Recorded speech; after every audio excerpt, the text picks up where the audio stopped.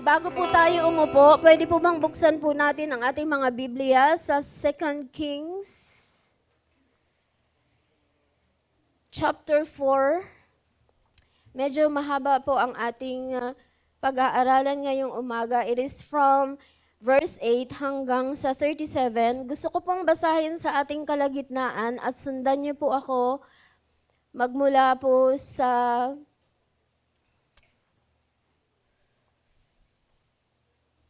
Amen. Yan. Sa malapit na po sa ending. Hallelujah. Start po tayo sa 27. And when she reached the man of God at the mountain, she took hold of his feet, and Gehazi came over to push her away, but the man of God said, "Leave her alone. She's in bitter distress, but the Lord has hidden it from me and has not told me why." 28. Did I ask for a son, my Lord? She said. Didn't I tell you, don't raise my hopes? 29. Elijah said to Gehazi, tuck your cloak into your belt. Take my staff in your hand and run. Don't greet anyone you meet. And if anyone greets you, do not answer. Lay my staff on the boy's face. 30. But the child's mother said, "As surely as the Lord lives and as you live, I will not leave you." So he got up and followed her. 21. Gehazi went on ahead and laid the staff on the boy's face, but there was no sound or response. So Gehazi went back to meet Elijah and told him, "The boy has not yet awakened." 32. And Elisha reached the house. There was a boy lying dead on his couch. He went in, shut the door and the two of them, and prayed to the Lord. 34. Then he got on the bed and lay on the boy, mouth to mouth, eyes to eyes, hands to hands, and stretched himself out on him. The boy's body grew warm. Elisha turned away and walked back and forth in the room, and then got to the bed and stretched out on him once more. And the boy sneezed 7 times and opened his eyes. Ang Diyos po ang magpala sa pagkabasa ng kanyang buhay at banal na salita. Makakaupo na po tayong lahat. Amen. So, ngayong umaga po, ang atin pong tatalakayin ay patungkol po sa isang well-known na babae sa Biblia po. Well-known po siya pero wala po siyang pangalan. No, malaki ang sa tingin ko po, malaki po yung maitutulong po niya sa atin sapagkat ang babae po na ito ay maganda po yung kanyang katangian. At ngayong umaga, ang pamagat po ng ating pag-aaralan ay triumphant in character. Ewan ko po, sa inyo po ba, mahalaga po ba ang ugali, ang katangian ng isang tao? Siyempre naman po, no? Ang character po, ito po yung mental and moral qualities po ng bawat tao. Ang bawat isa po sa atin ay iba-iba po yung ating mga katangian. Amen po? Hindi po tayo pareho ng katangian sa ating katabi. Tanungin niyo mga kung pareho kayo ng katangian. O wala man lang tayong alam. So, 2 lugar po yung nabanggit po dito sa chapter po na ito. Ito po ay isa po sa mga himala na nagawa po ng Diyos sa pamamagitan ni Elisha. Pero po, ang concern po natin ngayong umaga, kung ano pong meron ang babae po na ito. Siya po ay tinatawag na Shunammite woman. Wala po siyang pangalan, pero napakalaki po yung kanyang pagtitiwala sa Panginoon. Naalaala ko po yung Shunammite kasi meron po akong pinsan, ang pangalan po niya Solamite. Sabi ko, saan mo ba kinuha yung Solamite na pangalan? Parang nasa ilalim naman niya ng cave yung mga Dolomites. Sabi ko, saan ba kinuha yung pangalan mo? Sabi niya, sa Biblia. Sabi ko, binasa ko na yung Biblia, wala naman akong nakitang Solamite na pangalan. Sabi niya, kasi noong sinabi daw yan sa midwife, sinabi nung tatay niya na Shunammite ang pangalan, ang nilagay Solamite. Sabi ko, ganun pala. Pero yung pangalan pala niya talagang Shunammite. Kasi yung Shunammite woman ay malalaman po natin ngayong umaga kung ano po yung meron siya na siguro po maganda na matutunan po natin bilang mga mapagtagumpay kay Kristo. Amen po? Amen po? Yung una po, ang Shunammite woman po na ito ay she is compassionate. Compassionate po siya. Ano po ba yung word na compassionate? Yung compassionate po, hindi po sarili mo lang ang iniintindi mo. Nakikita mo yung pangangailangan ng iba. Nakikita mo na kailangan nila ng pagkain, nakikita mo na kailangan na ng tulong, nakikita mo na kailangan mo silang gawan ng bahay. Parang sobra naman yun, Pastor Otel. Gawan ng bahay. Yung mga ganon. Katulad lang ni Pastor Otel. Nalaman niya na meron akong kubo, parang sabi niya, sige, bilhan kita na. Joke lang.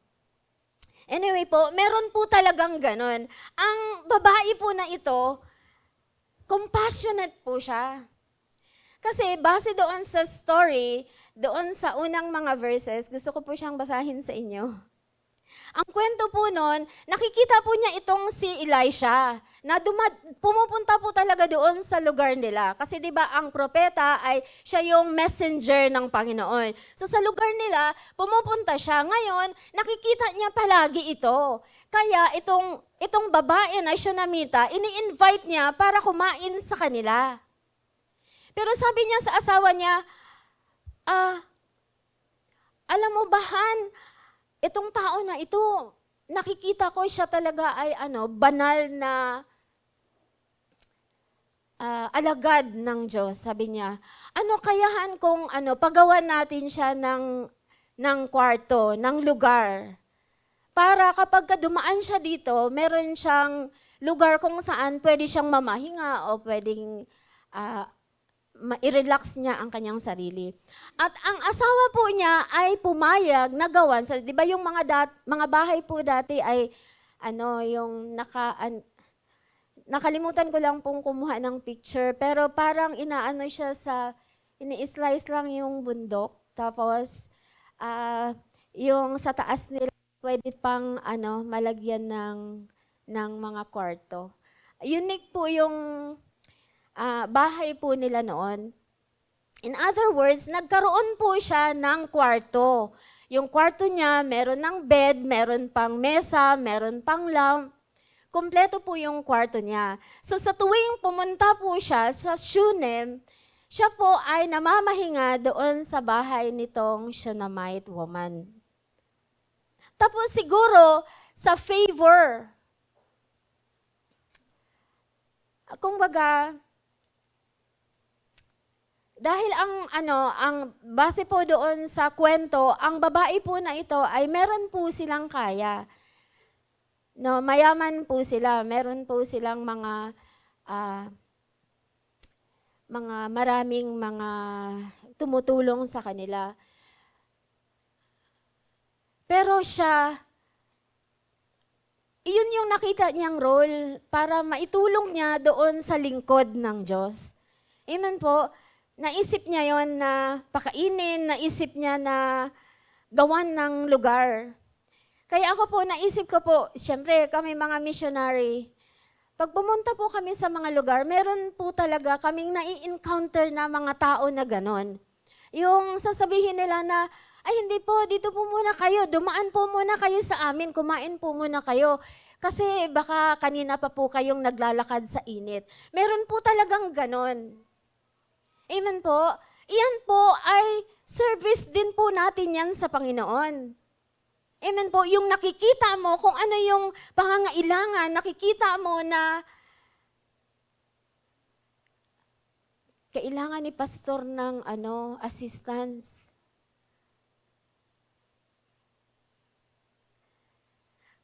Diyan nga, lagi po akong nasa likod, pag nakita ko si Bebe na hinahawakan niya kasi, pwede ko bang ikwento to? Hinahawakan niya si Zeo.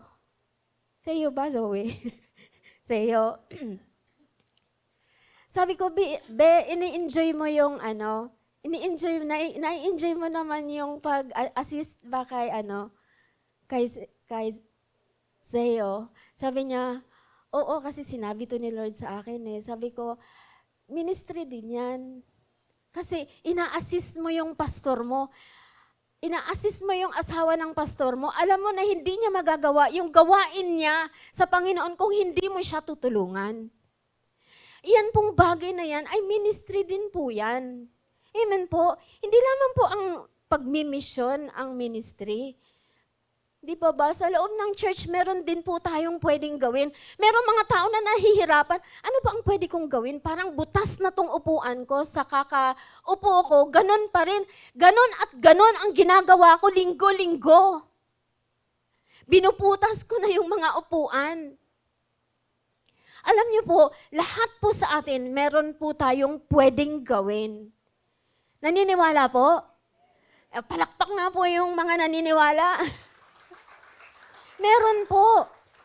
Meron po tayong pwedeng gawin.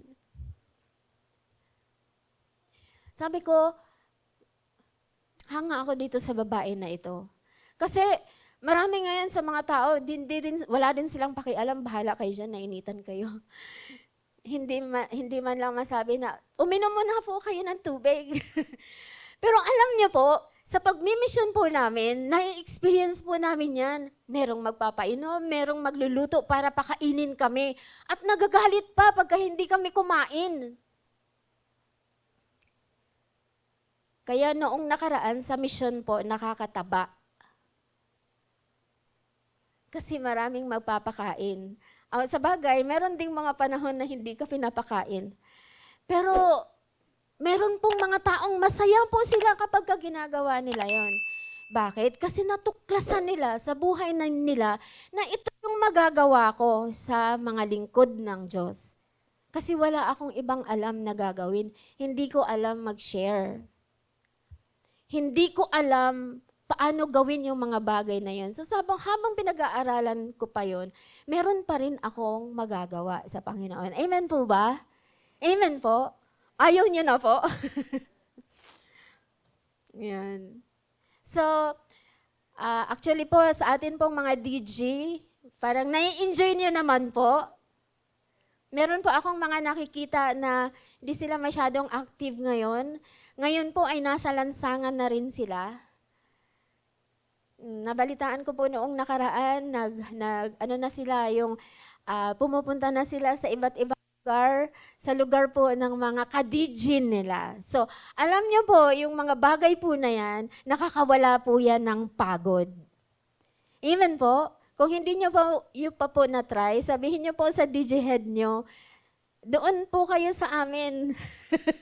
Sa susunod na meeting natin, sa amin tayo. Mga ganun po. Amen po? Amen po ba? Amen. So, lahat po tayo ng mga Kristiyano, meron po tayong pwedeng gawin. Amen po sa atin pong church. Lahat merong calling. Lahat merong role sa ikaka-develop ng spiritual life ng kapwa Kristiyano mo at maging sa mga unbeliever. Amen po. Hindi po tayo namumuhay na kapag meron po tayong mali na nakikita, ay husgahan na lang natin yan. Hindi po.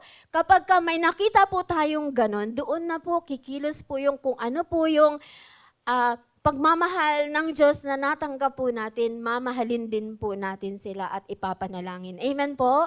Amen po? Nobody is perfect. Lahat po tayo meron pong mga pagkakamaling nagagawa. Kaya po tayo meron pong mga DNG, meron po tayong mga OBSs, kasi doon po tayo nagpapalakas. Amen po? Isipin nyo lang po yun na hindi namin kayo nakakasama. Okay lang.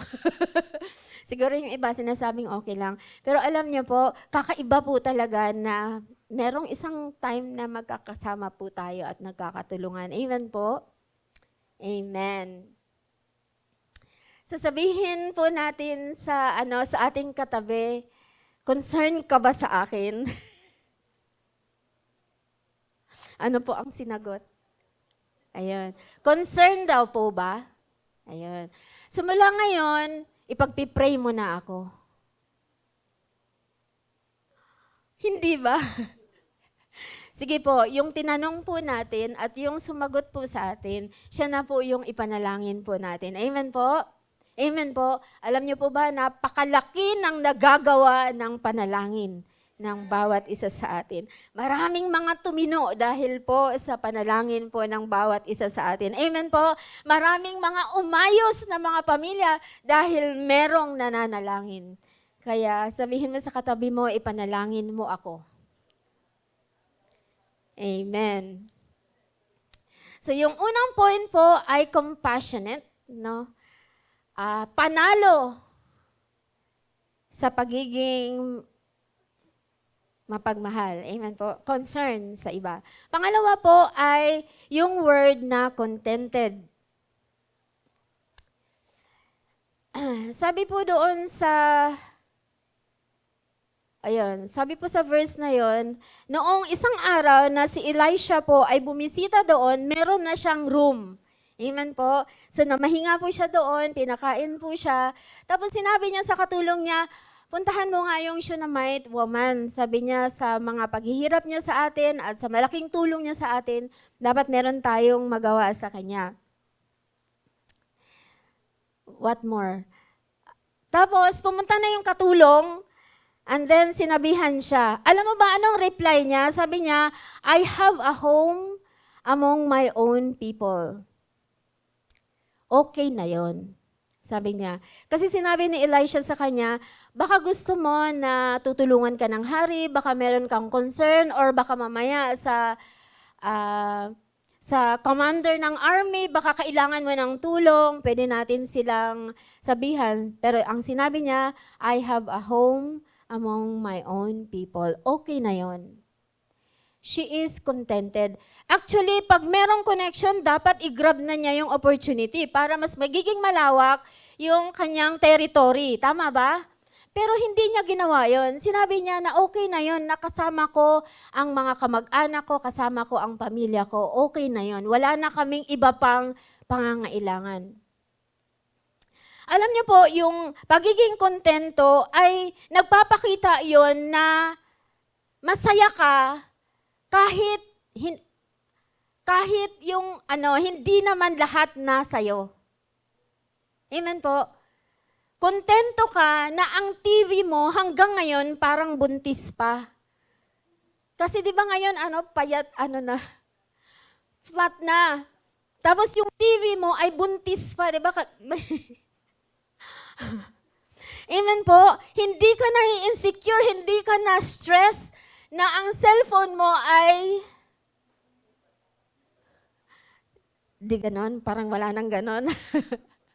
Di ba? Hindi ka na i-stress, hindi ka nagwawala, hindi ka na nagsiselos na ang iba ay papalit-palit ng cellphone. iPhone 13 na, kabibili lang ng iPhone 11, iPhone 13 na, at meron pang iba. Tapos ikaw, yung cellphone mo, di ko na sasabihin. Di ba? Ang merong kakontentuhan po, masaya ka kahit iyon yon meron sa'yo ngayon. Kasi sa panahon ng buhay mo ngayon, baka ganyan lang talaga ang pinapagamit ni Lord na cellphone sa'yo. O di kaya ay buntis pa rin yung, yung TV mo. Pero baka sa susunod na mga araw, pagpapalain ka naman yan ng mas maganda pa dyan. Amen po? Amen po? Kasi yung kakontentuhan, hindi yung kontento ka lang na wala kang ginagawa from morning, noon, afternoon service. Ang tawag po dyan, tamad. Amen po? Tamad. Sabi sa Biblia, kayo na po ang maghanap, no? Sabi sa Biblia, hindi pakainin ang taong tamad. Amen po? Pero meron ding mga tao na kontento na magmula umaga hanggang gabi, walang ginagawa. Hindi po yun tamang kakontentuhan. Amen po?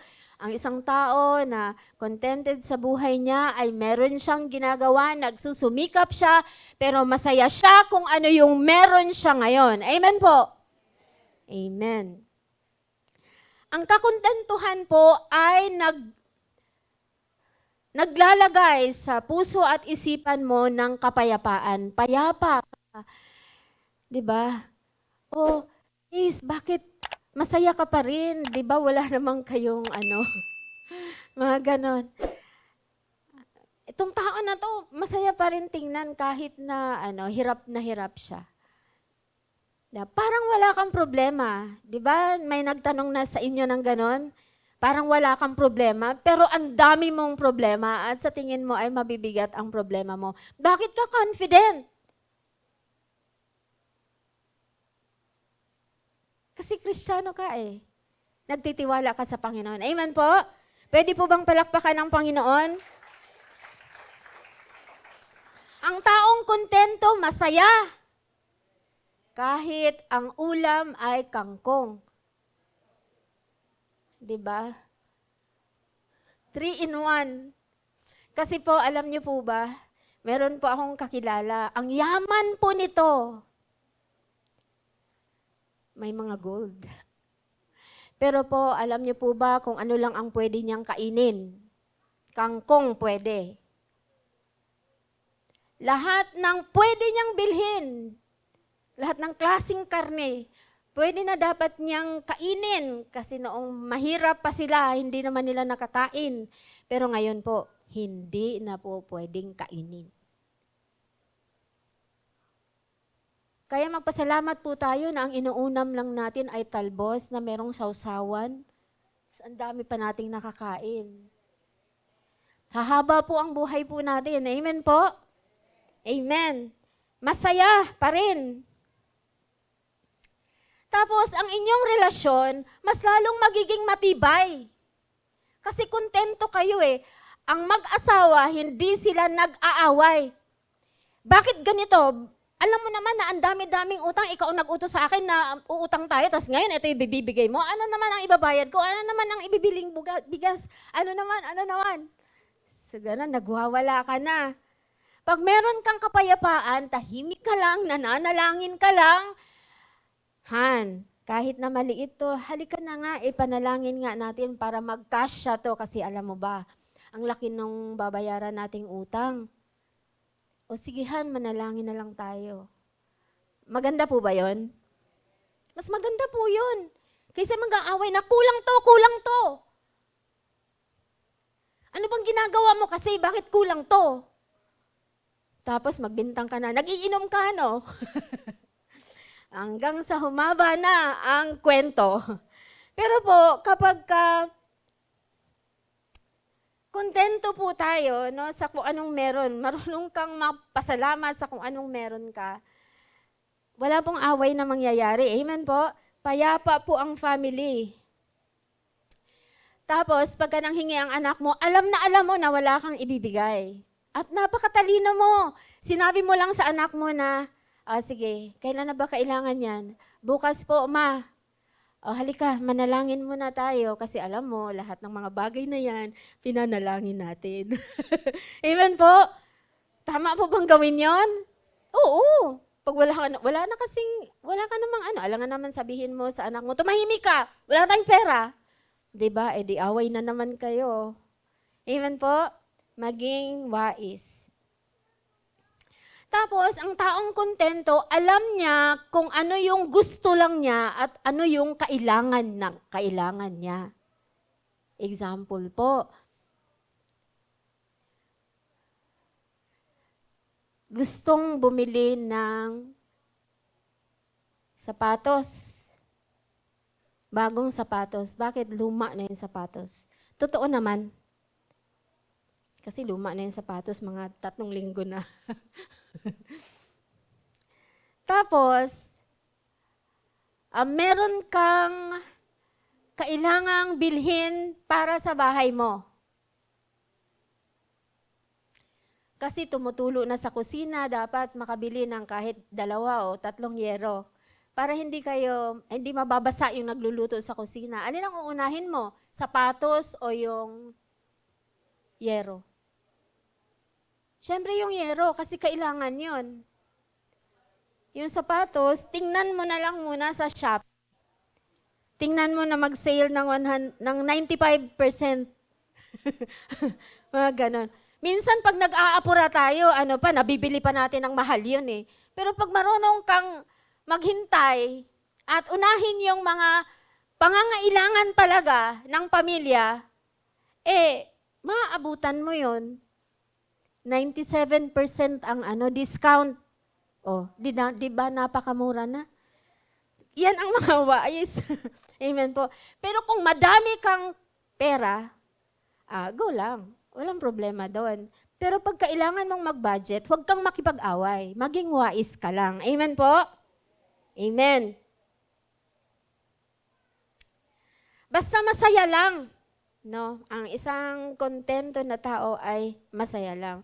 Alam mo ba itong babae na ito, ang Shunammite woman, wala siyang anak. Wala siyang anak. Tapos yung asawa niya, sobrang matanda na. Tapos lahat ng mga tao, alam nila na hindi na talaga siya manganganak. Pero alam niyo ba, sabi ni Elisha, sige, ito na lang, wala pala siyang anak. Sabi ni Elisha, sa susunod na taon, bit-bit mo na yung anak mo na lalaki. Sabi niya, huwag niyo po akong paasahin. Sabi po niya, huwag niyo po akong paasahin. Sabi ni Elisha, hindi. Magkakaroon ka talaga ng anak. Kaya inasahan po niya yun. Yung pong mga babae po na walang anak, na katulad ko po, naghahangad po talaga yan na kahit meron man lang isa, mga ganon. At kung magkaroon niya ng opportunity, ang kagalakan po niyan, so mapalad talaga yung bata na yon dahil mamahalin talaga yon ng todo-todo noong nanay na inaasam-asam siya na magkaroon ng baby na katulad niya. So ganun po ang nangyari. Sabi ni Elisha sa kanya, magkaanak po siya. At nagkaanak din po siya ng lalaki. Amen po. Iba yung hinihintay mo lang talaga yung go signal ng Panginoon. Amen po. Nangyari po yun sa akin nung bata pa po ako nito, bata pa. Para po to sa mga youth. Nung bata pa, pagka merong talaga maitsura, matalino, very smart, kung mangnamit, pagka niligawan ka po noon, ano ang gagawin noong mga youth na babae? Siyempre may in love ka, matalino na, gwapo pa, tas Kristiyano pa.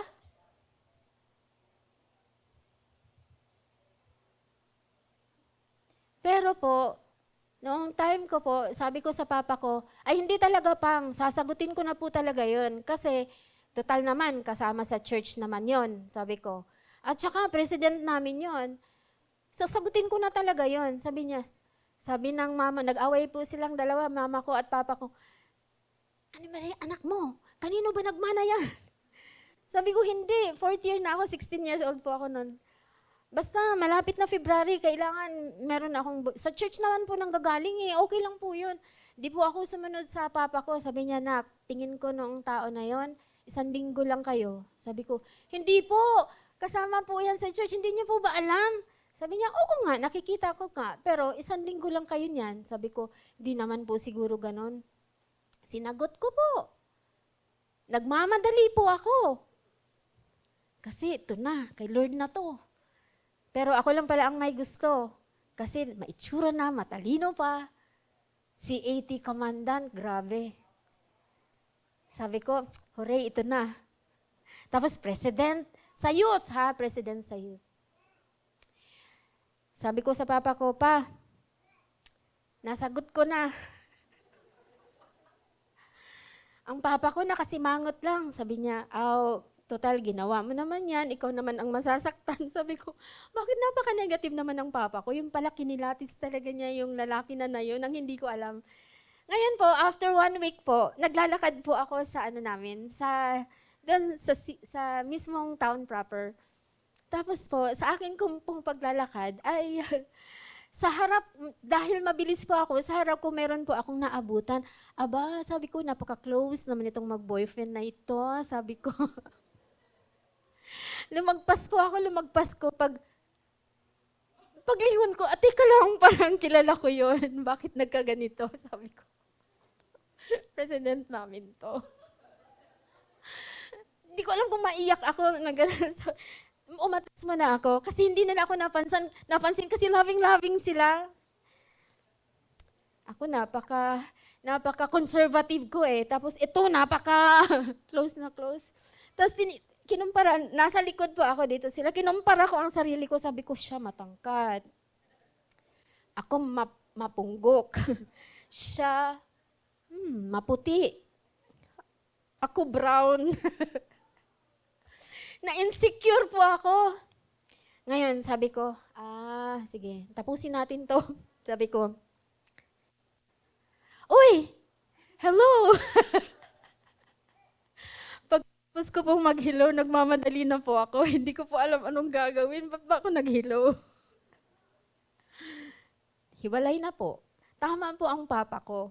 Minsan, makinig din tayo. Hindi in love na ako.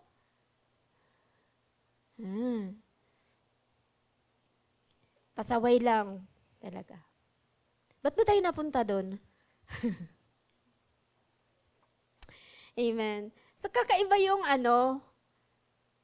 follow, sumunod lang sa, pag wala ka pang ngayon, sabi ko nga, alam mo ba, babe, hanggang ngayon wala ka pa bang bahay? Sabi ko, bakit? Hindi niyo ba napansin? Napakalaki ng bahay ko. My first floor, second floor, third floor. Hindi yan, hindi ganyan. Hindi mo naman bahay yun. Rich yun, sabi. Bahay kasi. Sabi ko, bakit? Malaki na ba bahay mo? May mga bahay sila, mga malalaki na bahay nila. Hayaan nyo ipatayo yung mga bahay nyo. Pag natayo yung bahay ko, luma na yung bahay nyo. Kasi bakit mo iisipin na, oo nga kasi itong asawa ko hindi nagsusumikap eh. Marami ka nang sisisihin nun. Pero maging matalino po tayo kasi minsan ang kaaway, niloloko ka lang niya. Hindi merong sariling timing yan. Nagkaroon ka na ng bahay ngayon kasi time mo na para magkaroon ka nun. Bukas, ako naman. Luma na bahay mo. Magpapagawa ka na naman ulit, paayos mo. Ganun lang ang life. Amen po? Hintay lang sa Panginoon. So ano po yung unang point? Ang unang point po ay compassionate. Huwag po sarili lang ang iisipin. Isipin din po natin ang iba. Pangalawa po ay contented. Hindi tamad, contented. Dadating din ang para sa atin. Amen po? Pangatlo, yung pamimili niya. Bakit panalo yung pamimili ng babae? Kasi panalo siya dahil marunong siyang maawa sa iba. Pangalawa, panalo yung babae kasi hindi siya naghahangad na, di ba, ang mga tao, hindi kontento. Pagkatapos nilang makamit ang isang bagay, kakamtin pa nila yung mas mataas na mga bagay. Pero siya hindi. Kontento siya. Pangatlo, yung pamimili niya. Alam niyo po, lumaki po yung anak niya. Ngayon, yung anak niya, isang araw, sumunod siya sa tatay niya doon sa farm nila. Ngayon, noong naglalakad siya, na heat stroke ang bata. Heat stroke yun. Sabi kasi niya, ang ulo ko, masakit ang ulo niya habang naglalakad siya, papunta doon sa tatay niya. So baka na heat stroke yung bata. Mag-ingat po tayo, sobrang mainit po ngayon. Ngayon, sabi ng tatay, sige dalhin mo siya doon sa nanay niya. Dinala po siya doon at eksakto tanghali namatay yung bata. Kung ikaw yung nanay, niregaluhan ka ng Diyos na ganon. Tapos, nung lumaki na, saka siya mamatay. Nakarga-karga mo. Di ba masakit po yun? Ano kaya ang gagawin mo kapag ganyan ang nangyayari sa buhay mo? Hindi ka kaya sisigaw? Hindi ka kaya magwawala? Di ba naisip niyo po ba kung ano yung magiging reaction ninyo kapag ganon ang nangyayari? Paano pag mayroong malaking problema? Ano ba ang unang reaction mo kapag ka na-encounter mo yung malaking problema? Alam niyo po siya, ang ginawa niya, dinala niya yung bata doon sa room na pinagawa niya kay Elisha. Pinahiga niya doon sa bed ni Elisha. Tapos, lumabas siya. Sabi niya sa asawa niya, pwede bang padalhan mo ako ng isang katulong at isang asno? Isang asno. Pupuntahan ko lang ang propeta. Sabi niya, di naman ngayon Moon Festival Hindi yun pupunta. Sabi niya, okay lang yan. Tapos di umalis na sila. So may alam ba yung tatay na namatay yung bata? Wala, di ba? Ang sinabi lang niya, okay lang yan.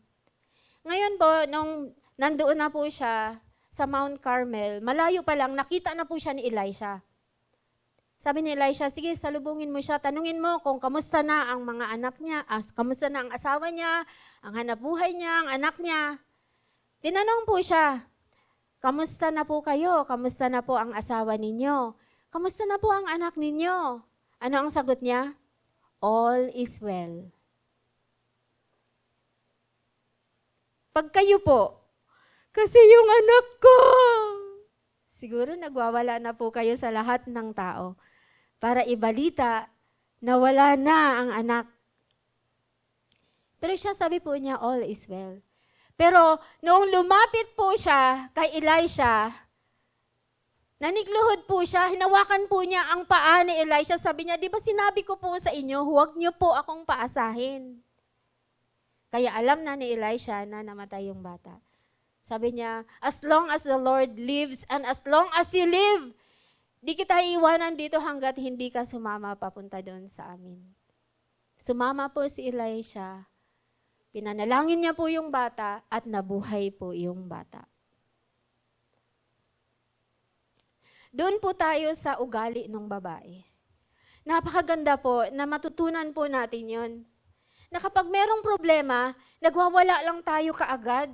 Tapos lumilipad yung mga mga nananahimik na upuan, yung mga ganon. O di kaya ay nasisigawan yung anak mo na hindi niya alam kung ano yung kasalanan. Siya, malaki na yung problema niya, pero kalma. Kalma lang po siya. Mas pinili niya na magtiwala sa Panginoon. Meron po ba siyang solusyon? Alam po ba niya na mabubuhay yung bata? Pag-asa niya yun. Sa isip niya, kung niregaluhan siya ng Diyos na yon, hindi hahayaan ng Diyos na mawawala yun ng ganun-ganun na lang. Amen po. Ang pagpapala ng Panginoon, hindi yan magbibigay sa atin ng kalungkutan. Ang pagpapala ng Panginoon, magbibigay po sa atin ng kagalakan. Umasa siya sa Panginoon. Alam niya na merong gagawin ang Panginoon. Hindi man siguro nakikita yon ng iba. Ikaw mismo. Sabi nga ni Sister Ayen, mahalaga kung ano yung pagkakakilala mo sa Panginoon. Mahalaga yun. Kapag meron kang difficulty na nararanasan, doon na malalaman kung gaano mo kakilala ang Panginoon na pinaglilingkuran mo. Kung papaano ka mag-react, kung papaano ka magtitiwala sa Kanya. Amen po.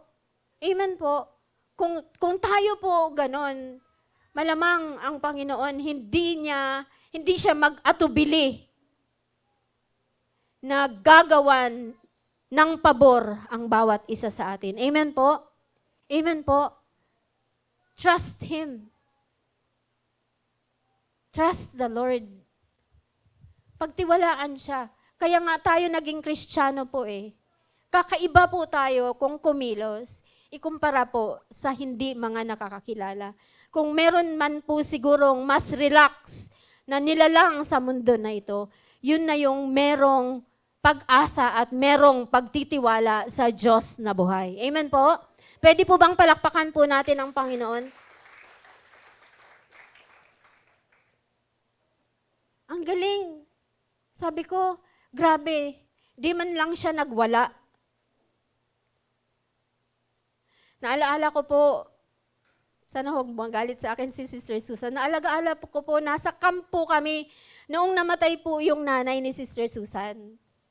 Si Sister Susan po, dahil lagi ko po yung partner, ano po siya, yung very strong woman. Napaka-strong po niya, napaka-concern, ganyan. Ngayon po, noon pong nalaman po niya na namatay yung nanay niya, doon ko po siya nakita na na parang hindi lang niya alam kung ano ang gagawin, pero kontrolado po siya. Kontrolado po siya. Yung iba kasi mga nagwawala na, kasi sino naman ang hindi magwawala sa ganun. Pero nakita ko po sa kanya na, oo, parang hindi niya alam kung ano ang gagawin. Parang kung saan siya pumupunta, pero kalmado yung ano niya. Kalmado yung personalidad niya. So tayo bilang mga anak ng Diyos, kasi imposible po yon na wala pong pagsubok ang isang Kristiyano. Amen po? Kung ikaw ay palaging masaya na Kristiyano, maghintay na lang po. Meron po talagang pagsubok ang bawat isa sa atin. Wala pong exempted. No, minsan ang kalaban po natin ay ang ating sarili. Di natin siya meron talagang may encounter. Pero mas mahalaga po, kung alam natin sa ating sarili, kung nagtitiwala ba talaga tayo sa Panginoon. Amen po? Papaano pag wala ng pag-asa? Magtitiwala ka pa rin ba? Papaano pagka ang tagal-tagal na, ito yung inaasahan mo, pero hanggang ngayon, hindi nangyayari sa buhay mo, nasaan ang Diyos?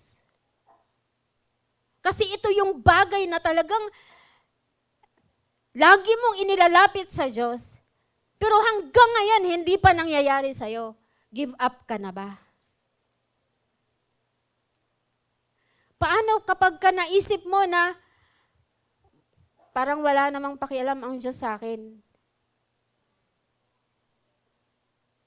Meron pong mga ganun. Pero mahalaga po kung papaano po, kung ano po, gaano po kalalim yung atin pong pagkakakilala sa Panginoon. Amen po. Lahat po ng mga experiences po natin, meron po yung matinding aral para po sa bawat isa sa atin. Kaya nga po, wala nga po tayong sisisihin sa buhay po natin eh. Walang ibang taong sisisihin po natin kung ano po yung nangyayari sa buhay natin. Bakit? Kasi yung pangyayari na yon, dumating yan sa buhay mo for a purpose. Amen po? Amen po? Kung nakikinig po kayo noong Thursday, ito po yung karugtong.